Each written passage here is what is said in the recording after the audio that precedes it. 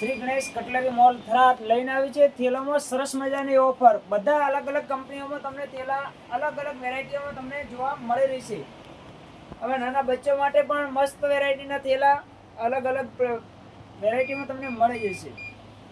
અને હા, એમાં તમને જે થેલો 300 રૂપિયાનો લો એ થેલો એક થેલા ઉપર બીજો થેલો બિલકુલ ફ્રી અને ફ્રી ને ફ્રી